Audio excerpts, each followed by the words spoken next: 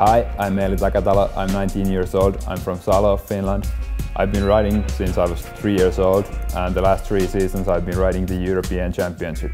2013 I will be riding the Lucas Oil Pro Motocross Championship for the MUNN Racing KTM.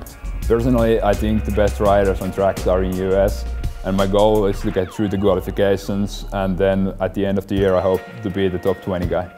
Next couple of months I will be staying here in Europe, doing a lot of training and testing the new Yoko stuff alongside Juha Salminen.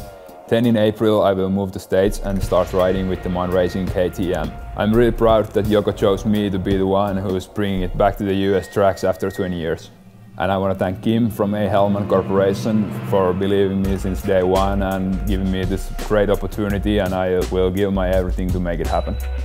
Follow me on my website eelitakatalo.com or in Twitter at eeli615. Hope to see you all at the races. Wish me luck.